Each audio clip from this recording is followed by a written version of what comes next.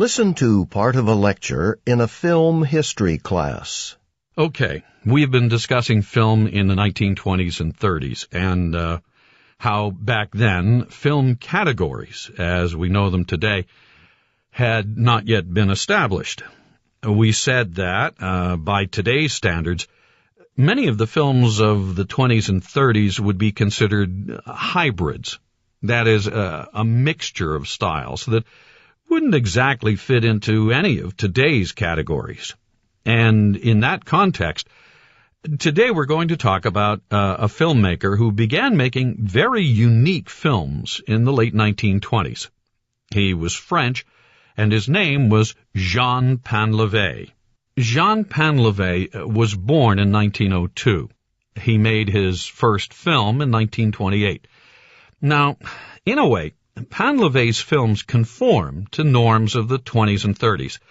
That is, they don't fit very neatly into the categories we use to classify films today.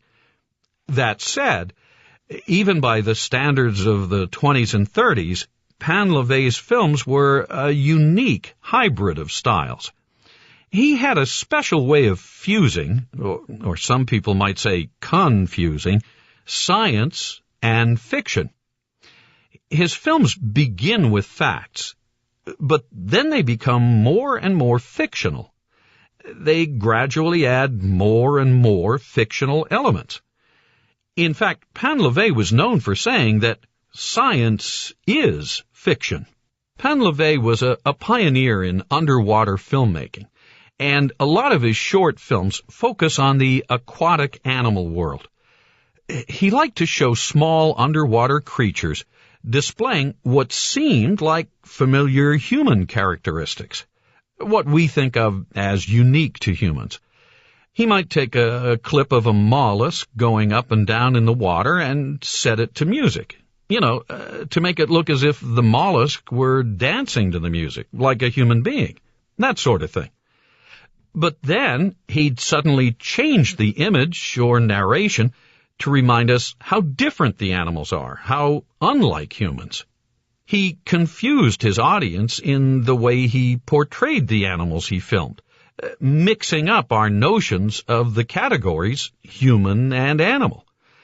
The films make us a little uncomfortable at times because we're uncertain about what we're seeing.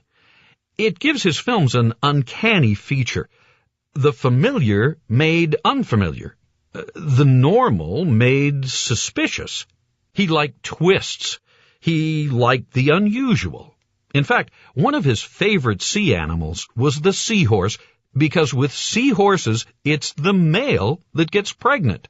It's the male that carries the babies. And he thought that was great. His first and most celebrated underwater film is about the seahorse.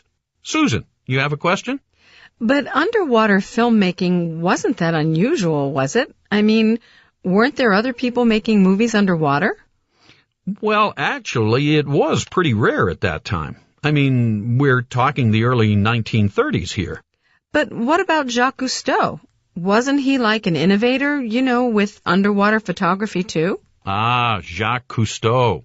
Well, Painlevé and Cousteau did both film underwater, and they were both innovators, so you're right in that sense. But that's pretty much where the similarities end.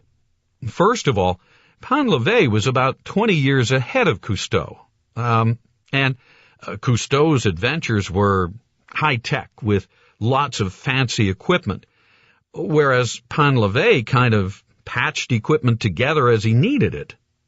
Cousteau usually filmed large animals, usually in the open sea, whereas Painlevé generally filmed smaller animals, and he liked to film in shallow water. What else? Well, the main difference was that Cousteau simply investigated and presented the facts. He didn't mix in fiction. He was a strict documentarist. He set the standard, really, for the nature documentary. Painlevé, on the other hand, as we said before, mixed in elements of fiction, and his films are much more artistic, incorporating music as an important element. John, you have a question? Well, maybe I shouldn't be asking this, but if Ponlevé's films are so special, so good, why haven't we ever heard of them? I mean, everyone's heard of Jacques Cousteau. Well, that's a fair question.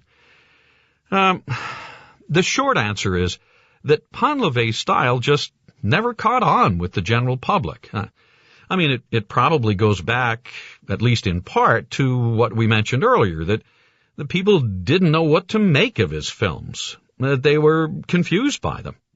Whereas Cousteau's documentaries were very straightforward, met people's expectations more than Ponlevé's films did. But your true film history buffs know about him, and Ponlevé's still highly respected in many circles.